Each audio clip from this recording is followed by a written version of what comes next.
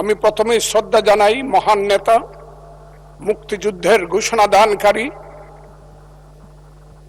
তৎকালীন মেজর, পরবর্তী সময়ের রাষ্ট্রপতি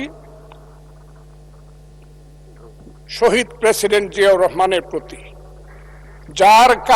আমি শ্রদ্ধা জানাই মহান নেত্রী, দেশনেত্রী বেগম খালেদা জিয়ার প্রতি, যার আহ্বানে এবং যার কারণে আমি আজকে বিএনপি করি।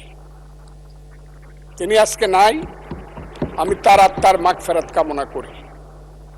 আমি বক্তব্যের আগেই আমাদের নেতা প্রধানমন্ত্রী জনাব তারেক রহমান, তাকে উদ্দেশ্য করেই বলবো, মর্নিং শোজ দ্য ডে। সকালবেলায় দেখা যায় বিকালটা কেমন যাবে। আমাদের প্রধানমন্ত্রী এই দেশের জন্য, এই দেশের উন্নয়নের জন্য প্রথম থেকেই যে কর্মসূচি নিয়ে কাজ করছেন, কালকেও যশোর থেকে উলসি খাল খনন করে তিনি এসেছেন। আমার বিশ্বাস এই দেশের মানুষের দুর্ভাগ্য দূর করে বাংলার পূর্বাকাশে নতুন সূর্য উঠবে বলে আমি বিশ্বাস করি। মাননীয় স্পিকার, রাষ্ট্রপতি ভাষণের উপরে আমার মিক্সড ধারণা আছে। আমার প্রথমেই বলতে হবে, সেই সত্য যা রচিবে তুমি, যা ঘটে তা সত্য নয়, কবি তব মনোভূমির রামের জন্মস্থান, অযোধ্যার চেয়েও সত্য যেন বাল্মীকির কবিতা। কারণ হলো, মাননীয় রাষ্ট্রপতি যা যা বলেছেন, আমি প্রথমেই বলি 2, 3 এবং 4 নম্বর প্যারা। 2 নম্বর প্যারায় মুক্তিযুদ্ধকে উনি যেভাবে বলেছেন সঠিক বলেছেন, কিন্তু আরো বিস্তারিত হলে আমাদের প্রধানমন্ত্রী যেমন বলেন যে মুক্তিযুদ্ধকে মহিয়ান করতে হবে, মুক্তিযুদ্ধ আরো মহিমান্বিত হতো আরেকটু ইলাবোরেট করে লেখলে। কারণ মুক্তিযুদ্ধের ইতিহাস মহাসমুদ্রের চেয়েও গভীর ইতিহাস। আমি আজকে আপনার কাছে বলবো 3-4 প্যারায় মুক্তিযোদ্ধাকে যেভাবে 5ই আগস্টের সঙ্গে যোদ্ধাদের সঙ্গে তুলনা করা হয়েছে, 5ই আগস্টের যোদ্ধাদেরকে আমি ছোট করে দেখি না। তাদের যারা শহীদ হয়েছে আমি তাদের প্রতি শ্রদ্ধা নিবেদন করি এবং তাদের আত্মার মাগফিরাত কামনা করি। শহীদ আমি ছিলাম 5ই আগস্টে, তার আগে 10 বছর যাবত, যেদিন থেকে আমি বলা শুরু করেছিলাম আওয়ামী লীগ একটি অভিশপ্ত রাজনৈতিক দল, সেই দিন থেকে 10টি বছর নিরন্তর আমি যুদ্ধ করেছি। আমি আমার যেদিন সর্বশেষ 28শে অক্টোবর নয়াপল্টনের মাঠ থেকে 10 লক্ষ লোকের মিছিলটাকে ফ্যাসিস্টরা ভেঙে দিল, অনেকেই জেলে চলে গেলেন, অনেকেই পলাতক ছিলেন, হাজার হাজার নেতা কর্মীর নামে যেদিন যুদ্ধ হলো, সেদিন আমি বললাম যে আমি সংসপ্তকের ভূমিকা পালন করব, জয় অথবা মৃত্যু। আমি হাসিনা সরকারের বিরুদ্ধে সবকিছু করব। স্ত্রীকে বললাম তুমি বিধবা হতে পারো, সন্তানদেরকে বললাম তোমরা এতিম হতে পারো, কিন্তু শেখ হাসিনা সরকারের পতন না হওয়া পর্যন্ত আমার যুদ্ধ চলবে। এবং আমি বোধহয় একমাত্র ব্যক্তি যে 4 আগস্ট দুপুর 1টার সময় বলেছিলাম যে আগামী 24 ঘন্টার মধ্যে শেখ হাসিনা চলে যাবে, কারণ তার সরকার উত্তর সিয়ানা হয়ে গেছে, এবং 23 ঘন্টার মধ্যে শেখ হাসিনার সরকার চলে গিয়েছিল। আমি সেই আন্দোলনে ছিলাম। বলতে পারেন মিছিলে ছিলেন না, আমি মিছিলে ছিলাম না আপনাদের মতো, কারণ আমার বয়স 23 বছর ছিল, তখন আমি এরশাদ বিরোধী মিছিলের প্রধান নেতা ছিলাম আমি। কিন্তু এখন আমার বয়স 78 বছর। আমার ছেলে ব্যারিস্টার 5 বছর আগে, আমার ছেলে ইঞ্জিনিয়ার 10 বছর আগে, তারা 5 দিন পর্যন্ত বাসায় আসেনি, তারা মিছিলে গিয়েছিল, তারা কেউ বাসায় আসেনি।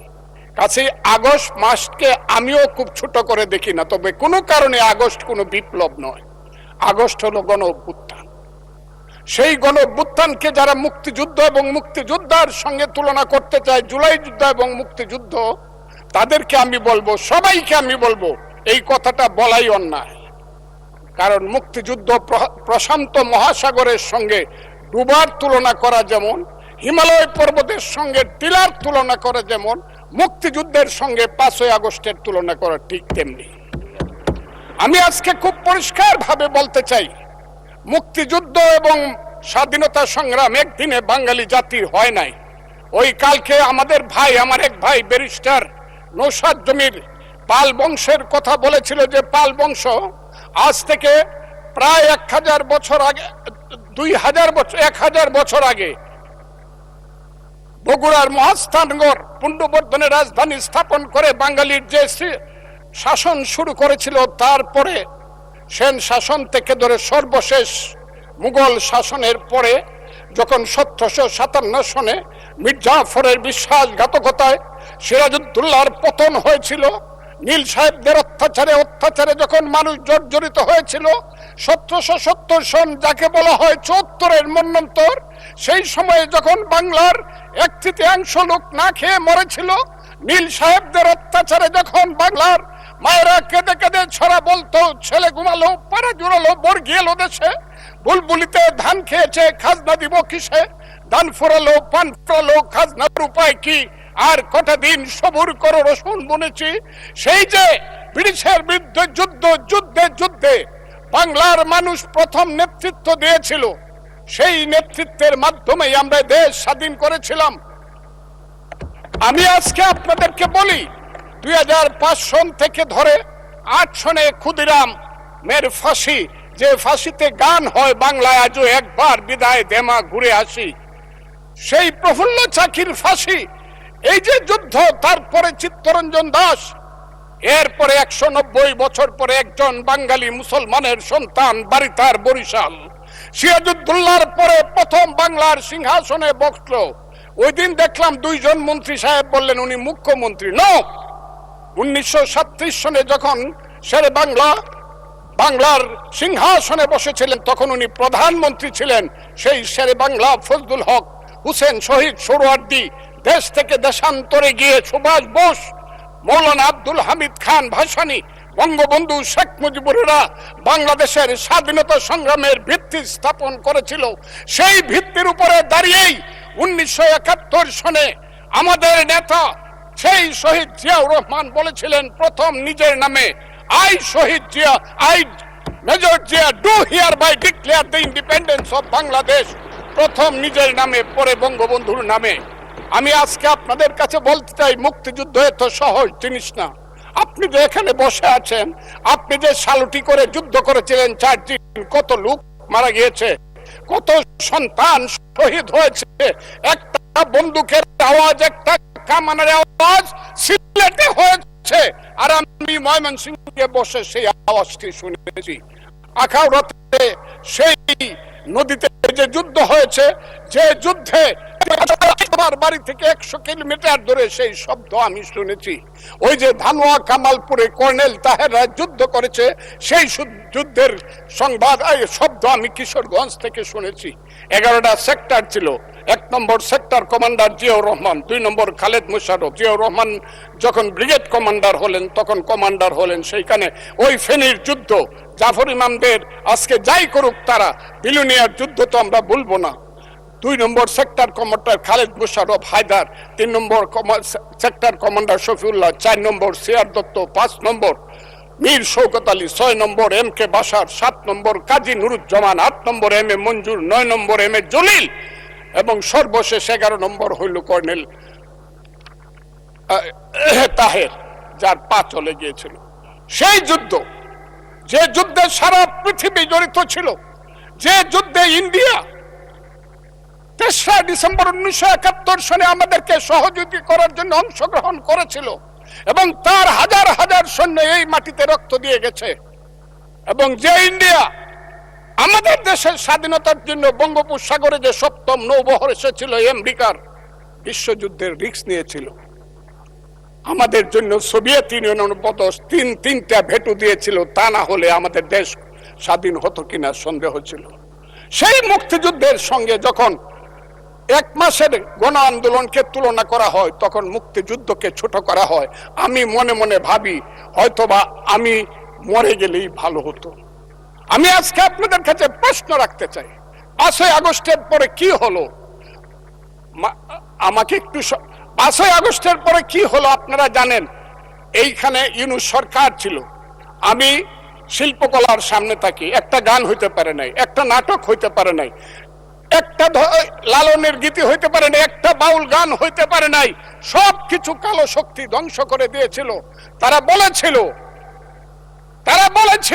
কোন মুক্তিযুদ্ধ হয় নাই। 47-এ যুদ্ধ হয়েছে, আর 24-এ যুদ্ধ হয়েছে, আর 71-এ গন্ডগোল হয়েছে। সেই দিন মুক্তিযোদ্ধা হিসাবে আমি বলেছিলাম, আমি বলতে পারবো কিনা কথাটা আপনি, এই আলবদর রাজাকারের বাচ্চারা, এখনো কিন্তু ফজলুর রহমানদের মতো মুক্তিযোদ্ধারা জীবিত আছে। এই দেশে মুক্তিযুদ্ধ হয়েছে, মুক্তিযুদ্ধ সত্য, 30 লক্ষ লোক জীবন দিয়েছে, এটাও সত্য। এই যুদ্ধের মধ্য দিয়েই আমরা সেদিন তাদের সঙ্গে যুদ্ধ করেছি।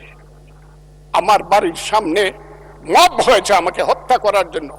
সেদিন আমি আজকের পুলিশকে ধন্যবাদ দিব, আজকের মিলিটারিকে ধন্যবাদ দিব। 10 মিনিটের মধ্যে আমার বাড়ির সামনে তারা গিয়ে উপস্থিত হয়েছে আমাকে বাঁচানোর জন্য। অনেক চক্রান্তের মধ্য দিয়ে ইলেকশন হয়েছে। সেই ইলেকশনে তারা কি করেছে, আজকে যারা আমার ডান দিকে বসে আছে তারা কি করেছে, একদিন তো আমরা ভাই ছিলাম নাকি? তারা যা করেছে সেটা কল্পনা করার মতো না। যত চক্রান্ত করেছে, সেই চক্রান্তের ভিতর দিয়ে যখন তারা প্রচার করতে শুরু করলো তারা বাংলায় 2/3 মেজরিটি পেয়ে তারা পাস করবে, আমি হতভাগা ফজলুর রহমান বলেছিলাম জামাত জোট যদি মেজরিটি পায় তাহলে আমি বিষ খাবো। এই কথাটা আমি বলেছিলাম, আমি বিষ খাবো। হ্যাঁ, কথাটা সত্য, আমি বলে যাচ্ছি। এবং তারা কোনোদিন যুদ্ধে জয়লাভ করতে পারে না, রাজনৈতিক যুদ্ধে, কারণ তাদের পূর্বপুরুষ বাংলাদেশ চায় নাই। বাংলাদেশ যদি থাকে, এই বাংলায় শুধু বেলিচা মিলিয়ার জুই ফুল ফুটে না, এদেশে রক্ত গোলাপ, রক্ত জবাও ফুটে। এদেশের জঙ্গলে শুধু কোকিল ডাকে না, এদেশের জঙ্গলে রয়্যাল বেঙ্গল টাইগারও থাকে। যতদিন রয়্যাল বেঙ্গল টাইগার থাকবে, মুক্তিযোদ্ধা জিতবে, রাজাকার কোনোদিন এদেশে জয় লাভ করতে পারবে না। আমি চ্যালেঞ্জ করে বলে গেলাম। আমি আজকে আপনাদের সামনে আরো কিছু বলতাম, কিন্তু আমি টাইমটা দেখতে চাই, আরেকটা কথা বলতে চাই। আবার আমি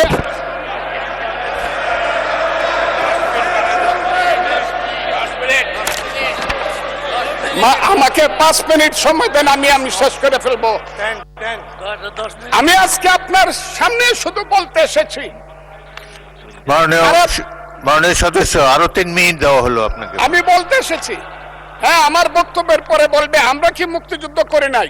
যেমন বিরোধী দলের নেতা বলেন, উনাকে আমি অসম্মান করি না, সব সময় মাননীয় বলে কথা বলি, কিন্তু উনার দলের লোকজন এখানে বসে আছে, তারা আমাকে ফজা পাগলা বলে কথা বলে। উনি একদিন এটা বলে তারা নাকি সভ্য, তারা নাকি ইসলাম। এবং উনি যে বলতেছে, ওদিন বললো যে আমার দাড়ি পাকা, আমার চোখের সমস্ত পাকা, উনি আমার চেয়ে 10 বছরের ছোট। আমার বয়স 78 বছর, আমি 48 সনে জন্মগ্রহণ করেছি, উনি 58 সনে জন্মগ্রহণ করেছে। কথা সদস্য, আমি ওনাকে, আপনাকে কেউ এই ধরনের উক্তি করেছে আপনার সম্বন্ধে? এরকম তো সংসদে কেউ বলে নাই তো। এরকম না, বলছি করেছে। আপনি কেন নিজের টেনে করেছে আছে এখানে উপস্থিত। আমি আজকে আপনাকে বলতে চাই, বলতে থাকেন, আপনি বলতে থাকেন। আচ্ছা, আমি যে কথাটা বলতে চেয়েছিলাম, বিরোধী দলের নেতা বলেছেন উনি মুক্তিযোদ্ধা পরিবারের লোক এবং উনি শহীদ পরিবারের লোক এবং উনি জামাত ইসলাম করেন। এটা ডাবল অপরাধ। মুক্তিযোদ্ধা পরিবারের লোক কেউ জামাত করতে পারে না। 1971 সনের 14 ডিসেম্বরকে পালন করা হয় শহীদ বুদ্ধিজীবী দিবস। সেই মুনির চৌধুরী, আব্দুল আলিম চৌধুরী, শহীদুল্লাহ কায়সার থেকে ধরে শত শত বুদ্ধিজীবীকে যারা হত্যা করেছিল তাদেরকে বলা হয় আলবদর। এবং সেই আলবদর বাহিনী কার ছিল আপনারা জানেন। আমি খুব দুর্ভাগ্য, প্রথম দিন কিন্তু মাননীয় স্পিকার আপনি জানেন এইখানে কোনো বাতি ছিল না, আমি কিছু শুনতে পারি নাই। এই হাউজে প্রস্তাব হয়েছে, তাদের ব্যাপারেও শোক প্রস্তাব হয়েছে। আমি একা হইলেও এটা প্রতিবাদ করতাম, কিন্তু যেহেতু আমার দল এটা করছে আমি চুপ করেছিলাম। আমি কথাটা খুব ক্লিয়ার। কিন্তু এই সংসদ সম্পর্কে আজকে না হলো কালকে না হলো পরশু, না হলে ইতিহাসে ভুল বার্তা যাবে যদি আমরা যুদ্ধ অপরাধের ব্যাপারে আমরা সুপ্রস্তাব নেই। আমার আরেকটা কথা মিলন, পুলিশের ব্যাপারে যে ইনডেমনিটি দেওয়া হয়েছে, সেই পুলিশ 5ই আগস্ট পর্যন্ত একরকম, কিন্তু 5ই আগস্টের পরে, যেমন আমি মুক্তিযোদ্ধা কমান্ডার ছিলাম, আপনি বীর বিক্রম ছিলেন, 16ই ডিসেম্বরের পরে শত শত রাজাকার আমার কাছে আত্মসমর্পণ করছে। আমি কাউকে হত্যা করি নাই, সবাইকে জেলে পাঠিয়ে দিয়েছি, তার বিচার হোক। আমার কথা হলো 5ই আগস্ট 2024 সনের পরে এই যে এত থানা লুট হয়েছে, এত পুলিশকে হত্যা করা হয়েছে, তারা তো তখন যুদ্ধ করে নাই, তারা তো নিরপরাধ। এত এত অস্ত্র গেল কোথায়? স্বরাষ্ট্রমন্ত্রী নিশ্চয়ই আমার নেতা, উনিও শুনছেন আমি কথাগুলো বলছি। 5ই আগস্টের পরে যে ঘটনাগুলো হয়েছে সেগুলো তো কোনো আইনে ইন্ডেমনিটি পাওয়ার কথা না। যদি 5ই আগস্টের পরে কোনো পুলিশ হত্যা হয়ে থাকে, থানা লুট হয়ে থাকে, অস্ত্র নিয়ে থাকে, সেটার জন্য তদন্ত হওয়া উচিত, দোষীদের বিচার হওয়া উচিত। আর 5ই আগস্টের আগে পুলিশ যা করেছে, তারা রাষ্ট্রীয় বাহিনী, তারা যদি অন্যায় করে থাকে, মরে গেছে, বিচার হোক। কিন্তু আমি মনে করি তারাও এই দেশের নাগরিক, পুলিশেরও মা বাবা আছে, তাদেরও সন্তান আছে, তাদের সন্তানও এতিম হয়েছে। অন্তত রাষ্ট্র তাদের কাছে গিয়ে বলা উচিত, তোমার সন্তান যেভাবেই নিহত হয়ে থাক, আমরা তোমাদেরকে দেখব। আমার পুলিশের এই আইনটার ব্যাপারে হলো আমার এই কথা। আমি আজকে এই হাউজে দাঁড়িয়ে সর্বশেষ কথাটি বলবো। সর্বশেষ কথাটি হলো, আমার মাননীয় প্রধানমন্ত্রী, আমি যাকে ভীষণ শ্রদ্ধা করি, দেশকে উনি চালাতে পারবে না আমি জানি। দিনের পর দিন, মাসের পর মাস, যতই বাহিরে বাহিরে চক্রান্ত হোক, ভিতরে কিন্তু যতই ভালো মানুষ দেখাক, যতই এখানে বিএনপির বিরুদ্ধে দাঁড়াবার চেষ্টা করুক, এটা হবে না। কিন্তু আমার নেতা, সংসদ নেতা কিন্তু অনেক মহান কাজ করেছে। 78 জনকে 222 জনের সমান সমান ভাগ দেয়া কমিটি করেছে। আমি আমার নেতাকে বলবো, শেষ করেন মাননীয় সদস্য, শেষ করেন। তার মা কিন্তু একসাথে দুধ খাইছে, কিন্তু সিরাজউদ্দৌলা আর মোহাম্মদী বেগ কিন্তু এক না। মোহাম্মদী বেগ কিন্তু সিরাজউদ্দৌলাকে হত্যা করেছিল। এই কথাটি বলেই আপনাকে ধন্যবাদ জানিয়ে আমার বক্তব্য শেষ।